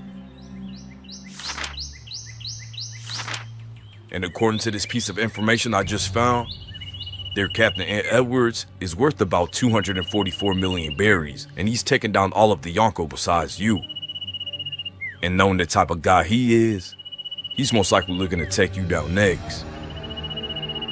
A pirate who takes pride in beating washed legends. He got lucky with Joker last year, and soon after that battle, he got too ahead of himself and challenged Luka and Kyrie, where he faced an embarrassing defeat. He's way out of his head if he thinks he could be in the same conversation with me. I would love to avoid this fight and save our energy till we find the Knicks, but right now, we have no means on how to find or get to the Knicks for the map, and we can't afford to leave this island and squander more of our supplies aimlessly searching for them. This was one person I knew I was gonna have to run into as soon as I became a Yonko, so might as well get it over with.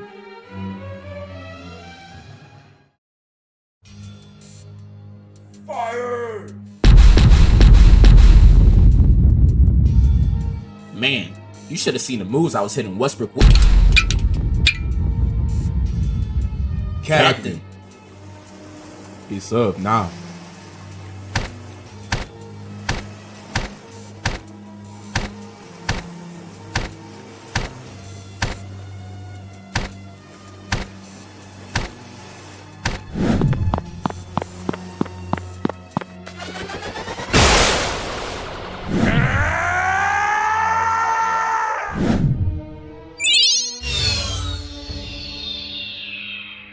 You're all mine, Shay. Room.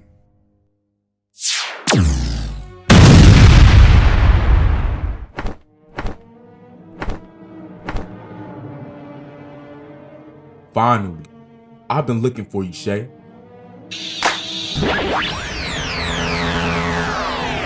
I have no problems with you, and I'm after something right now, and I don't have time for this.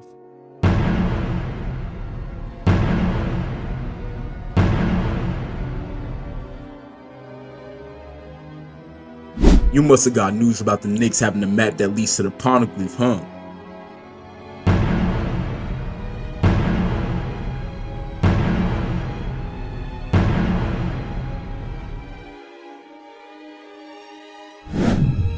Indeed. And I'm guessing you don't have a way to track them down. You're right. I don't think you should be worried about that. After I'm done with you, that'll be the last thing on your mind. What do you really want here with me? They're handing out that Yonko title very loosely these days. I'm here to rightfully gain that title by stripping it from you. So how about this? If I win and beat you right here on this island, you have to drop that Yonko title of yours and give up finding the hoop piece. And what happens if I win? I got you.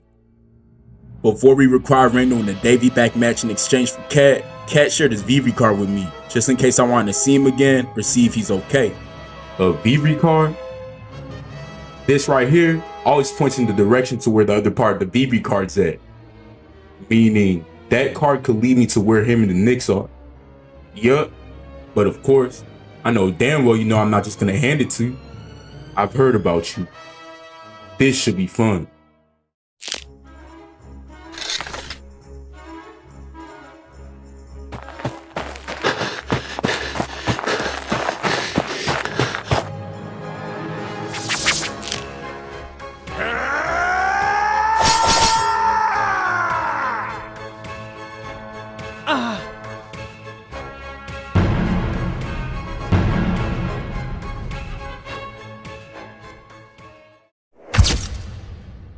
It seems like Shay gets stronger and stronger every day. After not too long ago, taking down the Yonko and his crew and the Joker Pirates, it seems like him and his crew were surprised by an attack by the T-Wolf Pirates. And another member of the worst generation clearly felt like he had something to prove and tried to gain the title of an emperor by beating a newly crowned Yonko in Shay. But to his surprise and not ours, Shay and his crew completely embarrassed the T-Wolf Pirates and let Ant and his crew know that there's clearly levels to this. Now, out of all the members of the worst generation, Shay seems to be coming out as the strongest of them all. Now let me ask y'all, who do y'all think has the most potential to be the next Pirate King? Feel free to comment down below your opinions. But all that's besides the point. Let's get back to the real topic. Who's really better and who's really the greatest pirate of the seas? You know, Or Bronbeard? before I didn't really want to fight Ant's crew, I'ma just have to go with Jordan, you know? Bronbeard's just... but seeing how we finally got a way to track the Knicks Pirates, I guess it was a blessing in disguise. Now before Shay and his crew went on their journey of finding the Knicks Pirates, Shay was able to obtain the Vivre Card Ant had promised him after defeating him. Now, Vivre Card, when torn apart, can attract and point towards the other part of the card, regardless of the distance, allowing individuals to find their way to the person the card is linked to. And with knowing this, the Thunder Pirates made route to the direction of Cat's Vivre Card in hopes of finding the Knicks Pirates to steal a map to the ring Poneglyph. But little did they know, the Pacer Pirates were already approaching them for the same exact purpose and reason.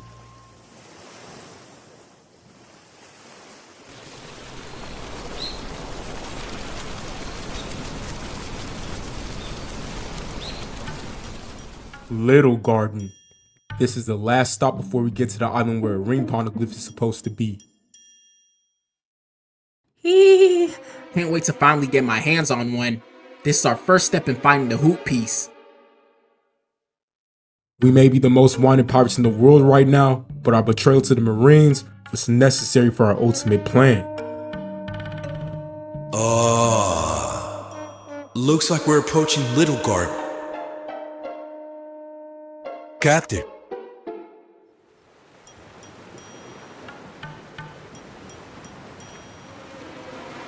We're finally here at Little Garden.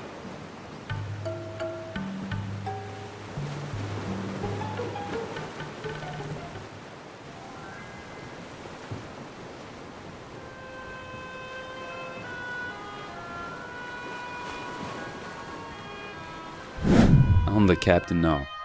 I'm the captain now.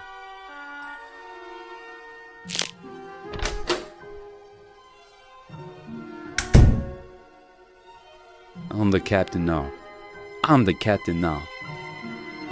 Pete? You good? Yeah, just preparing for a fight, that's all. We're about to step off. Let's go.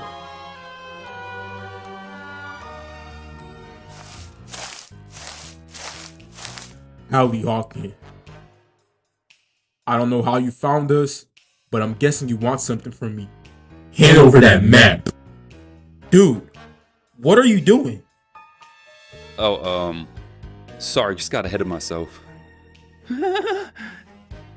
Hand over that map, Brunson. The map to the ring Poneglyph doesn't need to be in the likes of the Knicks Pirates anyways. Such a thing shouldn't be possessed by such savages. And who are you exactly? Never heard of a crew called the Pisser Pirates. It's the Pacer Pirates, you idiot! I'm so scared. Oh my gosh, what are we gonna do? The Pacer Pirates want to take the map from us.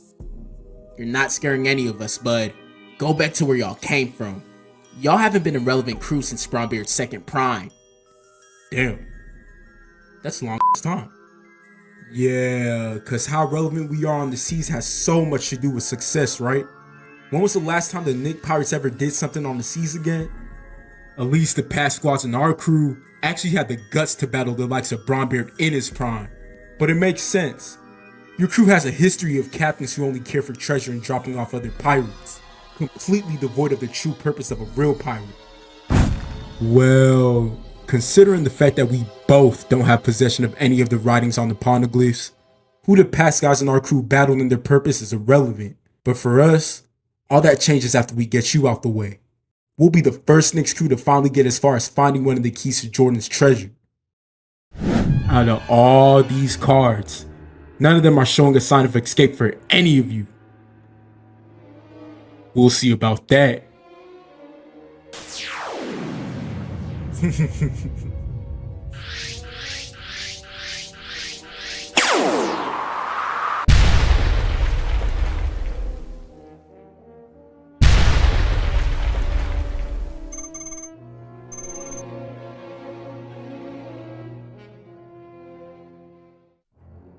A whiskey in.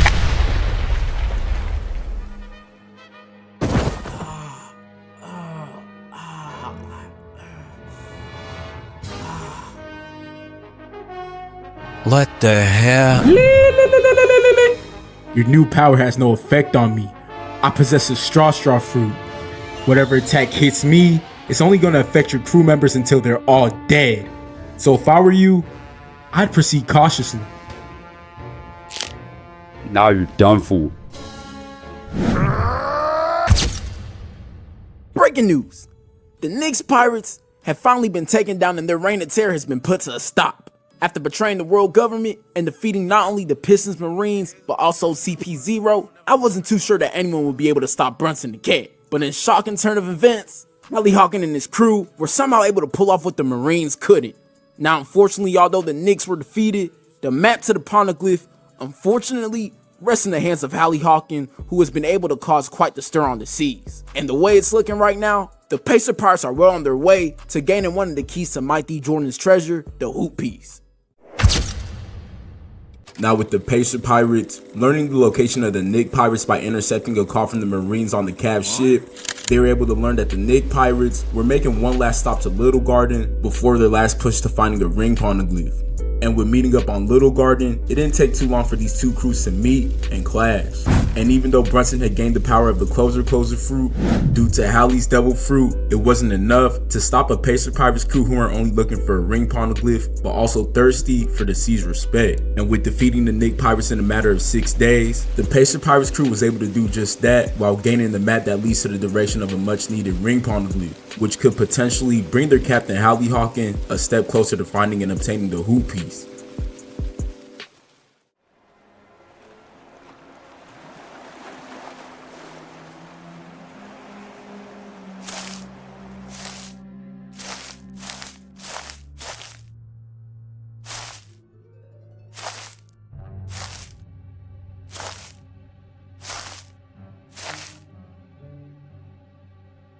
What in the world happened over here?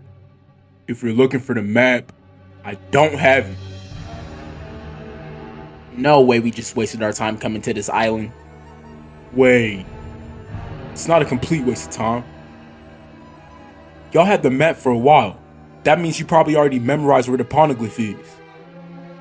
Why are you just sitting on this island all beat up? The Pacer Pirates. They're stronger than what we expected. Even if we caught up to them, there's no way we could take them down. Well, tell us where they're headed then. Why? So y'all could go find the Poneglyph and have it for yourself? I'm more concerned about y'all having it than the Pacers. Well, if you don't, I'll do you 10 times worse than they just did y'all. Fine. That's the copy of the map. If you follow it, I'm sure you'll be able to find them before they get their hands on the Poneglyph. Perfect.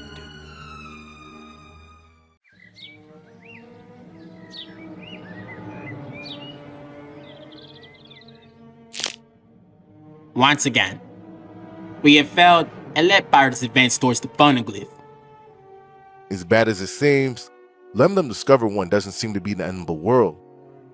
I mean, no other pirate besides Bronbeard and Curry come close to finding all 6, and as history tells it, finding one of the Poneglyphs doesn't really amount to much, considering the fact that none of the pirates can actually read what's written on it. It doesn't matter. The fact of the matter is, if we let one pirate slip through the cracks, they all feel like they can, and little by little, more will start to multiply like bugs. Besides, I have a bad feeling about this Shay kid. He has had one of the most dominant runs as a Pirates that I ever seen this year. That is true. His crew does seem to be growing stronger as time passes. But what about Hali Hawkin? He's completely flown under our radar, and I've never expected him and his crew to be this potent. Shay, Hali Hawkin, and all names that many people worry about. But the one I fear the most is Victor D. Wemby. Coming from me, his silence lately has been bothering.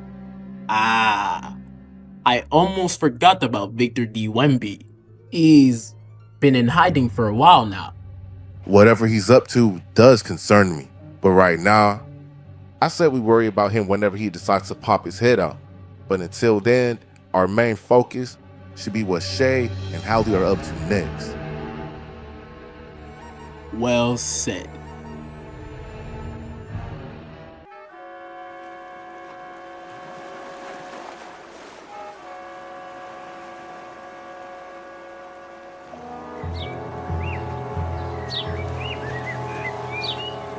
At last, This is the island where a Poneglyph is supposed to be. Finally, we take our first steps at finding the hoop piece. The only question is, where the could it possibly be? Everyone, Captain, split up and search this island for goods, and most importantly, the location of the Poneglyph. By noon, I want everyone to report back to the ship to report what they found.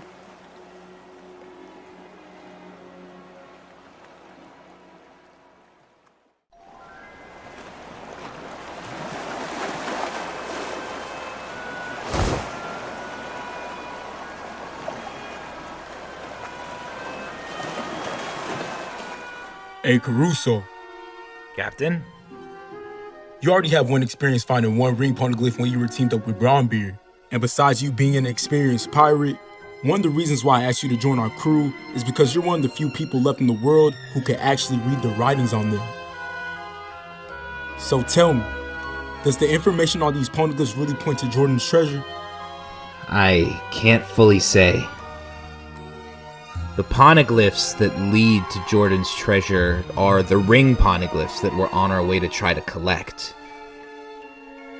And so far, I have only been able to read the writings on one of them, and that was before I left Bronbeard's crew. Interesting. So you're telling me there's more than 6 Poneglyphs? Indeed. There are 3 types of Poneglyphs. The ring Poneglyphs that lead you to the island where the hoop piece is, the historical Poneglyphs that contain fragments of history from the Void Century, and... Wait, what's the Void Century? It's a time period where no historical documents can recall what happened during it. It's a piece of history that some say got erased from existence. A piece of history erased from existence? I might have to look into that. But based on the information you do know, what can you tell me about the Void Century? Not really much. Like I said earlier, I was only able to read one of the Poneglyphs, and that was the ring Poneglyph Bronbeard captured. I see. Looks like something we might have to find out by ourselves. But anyways, looks like we finally arrived at our last destination.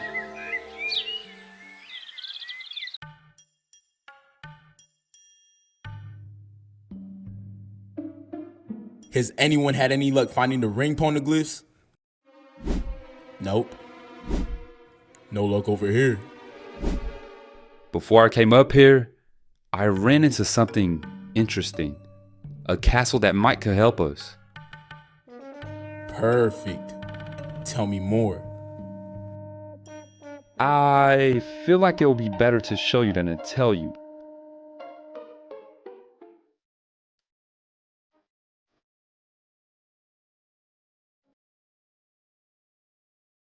This is it, Captain. This is the castle I stumbled across. I see. If a ring Poneglyph were to be anywhere on this island, it would most definitely be here. Everyone, split up again and search the castle. Be back here in an hour for a report on what you found. Yes, sir.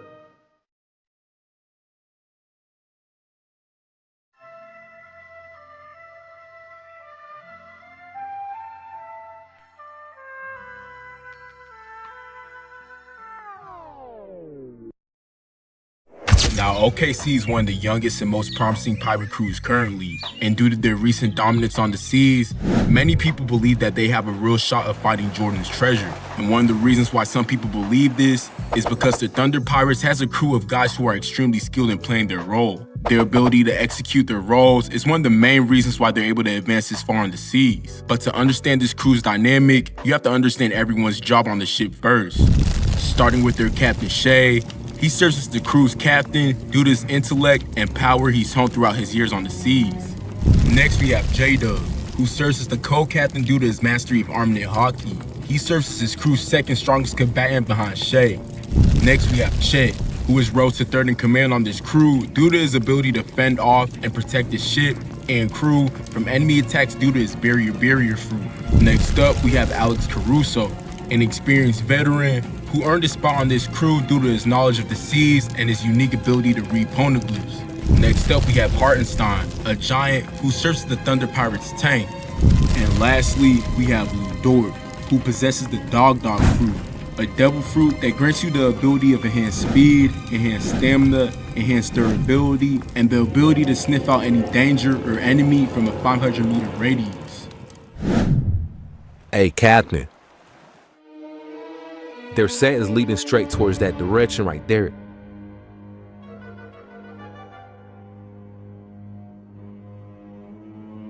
Then it looks like they went straight towards that castle right there. Let's go.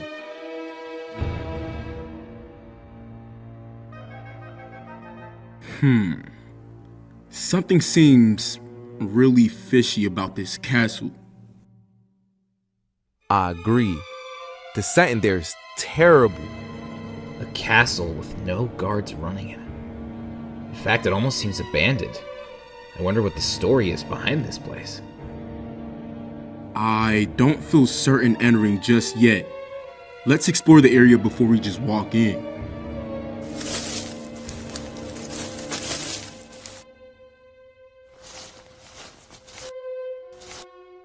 You all have very good sense of discernment. Who is this guy? I am the sole keeper of the castle, the protector.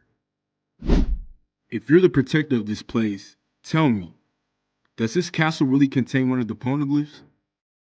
I can confirm nor deny the contents in that castle. All I can say is, enter at your own risk. Enter at our own risk. What is this risk exactly? Those who dare make the way to invite themselves inside must bear an unbreakable curse. And what is this curse? The curse itself varies. Think of it like a bad omen that lingers above your head until it takes effect. Many great pirates have fallen victim to this omen in search of the same thing that you're looking for, a ring Poneglyph. Many enter without even finding it, but unlucky for them, the curse still lingers despite whether you find what you're looking for or not. You said many great pirates have fallen victim to this curse. I would like to know of one who has. Very well. I will answer this one question and be on my way. Long ago, a pirate came here just like you, in search of a ring. This pirate had dreams of becoming the next Mike D. Jordan and reign over the entire seas to become a pirate king. He was able to get pretty close to collecting about 6 of the Poneglyphs. But when it was time for his last adventure to find the 6th ring, the curse from him stepping into this castle finally took effect. And on his way to finding the 6th Poneglyph, he fell and suffered an injury that would lead to the end of his reign on the seas. Some say it was mere age, but I say it was the curse finally taking place. Quahog. Quahog is the pirate you're talking about, huh? I will not confirm nor deny.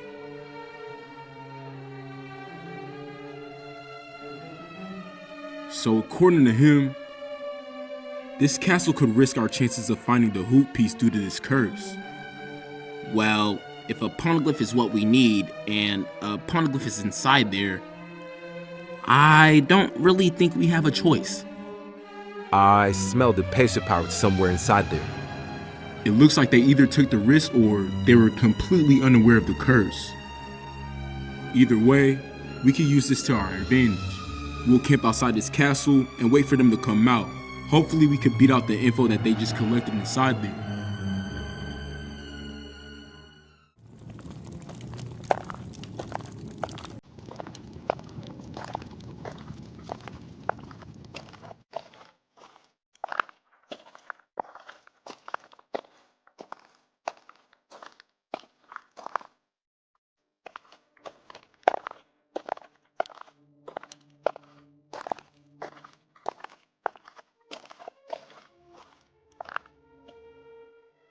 All right, Miles and Aaron, take your squad through the doors on the left. Andrew and Siakam, take your squads through the door on the right. And as for me and TJ, we'll take the door in the middle. Remember, report back to the spot in 15 minutes. Who would have thought, Captain? Who would have thought that we would be this close to finding an actual ring poneglyph? There's parts who spend their whole life never seeing one, and here we are. It's right under our... Whoa.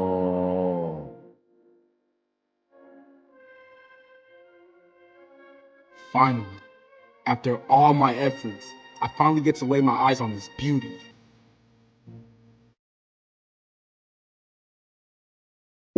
What does it say? I can't read any of the writings on this thing. As far as I'm concerned, it doesn't matter. Just write down what's on it on a piece of paper so we have a copy of it. Whatever it does say must give us some clues to Jordan's treasure. Got you. This seems to be some sort of library. If there's a poneglyph in this castle, I doubt it's gonna be here. These books are ancient. Yeah, but I bet they contain some important information. I heard that you captured a poneglyph on your past crew. What do the poneglyphs actually say? I don't really know. No one on our crew could read what was on it. It's in some type of language that no one has ever heard or seen before. Interesting. Now I was thinking, if you already captured a poneglyph, that means we technically already have 2 of the 6 ring poneglyphs if we find this one, right?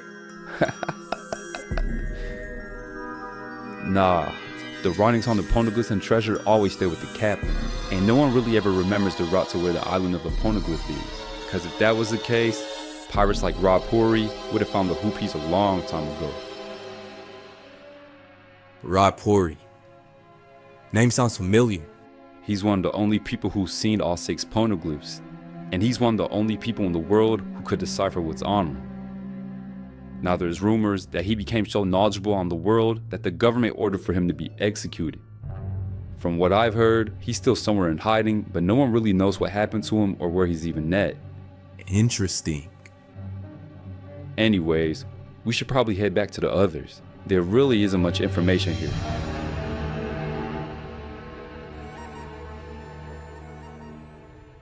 Now, as discussed earlier, the Pacer Pirates managed to retrieve the writings on the Poneglyph, and when ultimately getting what they came for, they decided to not waste any more time and head off the island before the Marines decided to regroup and close in on them.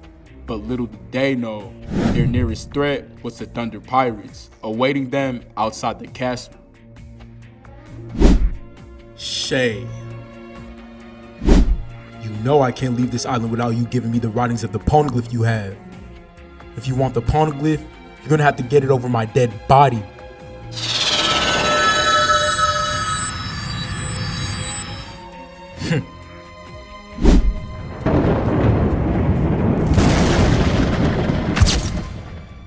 Shay Gildress and his crew have officially been announced as a threat to the world after taking possession of one of the writings on the 6 Poneglyphs. And to make matters worse, it seems that the supposed location of where the ring Poneglyph was has been completely obliterated due to an intense 7-day battle between Shay and Hali Hawkin. And no matter the efforts, no one has managed to successfully relocate the Poneglyph. Now I want to get started on something that's been on my mind.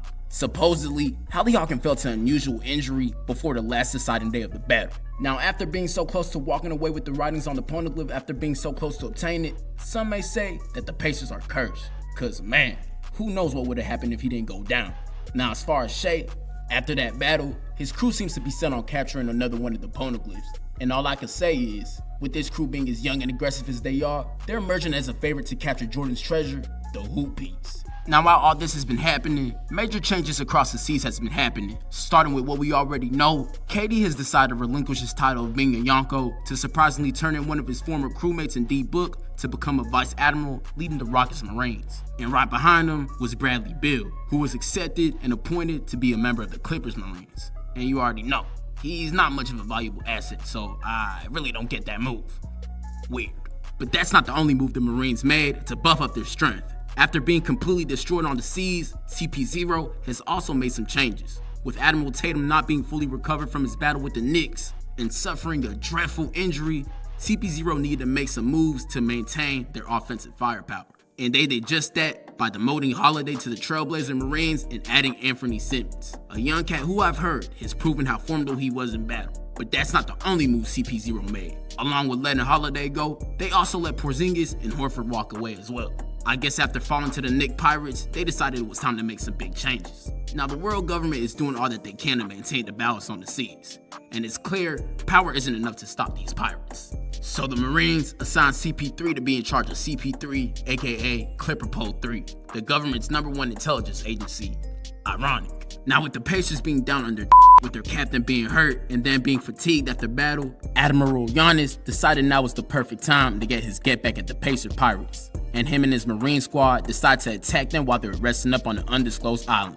This resulted in the capture and forced cooperation of one of the Pacer Pirates crew members, Miles Turner, who I heard walked away willingly. Another weird thing. And as far as the Bucks, Dame Dollar decided the pressure of winning battles as a vice admiral was way too much, and decided to return home to Portland and serve as a regular Marine captain. And I can't say I'm shocked. Great pirate, but not so much a great captain when it comes to making progress on the seas. Now, other changes that's been happening among the pirates to make things brief is DeAndre Ayton fleeing from being held captive by the Trailblazers and somehow finding his way to the Bronbeard Pirates, who coincidentally was in need of a giant presence on their ship. Finally, Desmond Bain, Jaw's right-hand man, is now a member of Ben Carroll's crew after the Grizzly Pirates ultimately lost in the Davy Back match. Now, many other changes have happened on the seas, but with all these things happening, the next race for a ring Poneglyph is bound to be one for the books.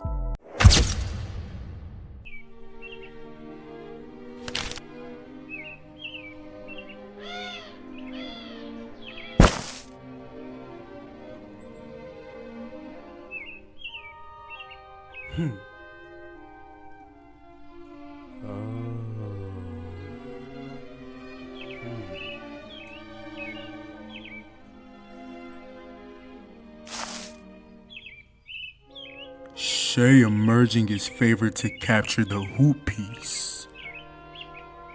Dylan, Castle, Fox.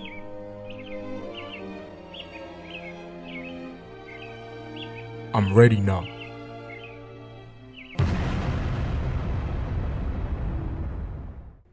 No, let me get this straight.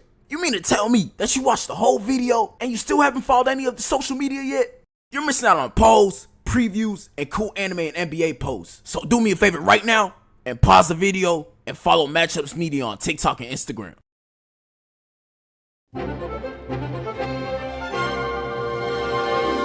Now, if you like these type of videos and want the next episode, please get this video to at least 1,000 likes. And if you haven't already, make sure you like, comment, and subscribe. The support means a lot and will help this channel tremendously. And if you still haven't yet, please follow my Instagram and TikTok at Matchups Media. Thank y'all for watching.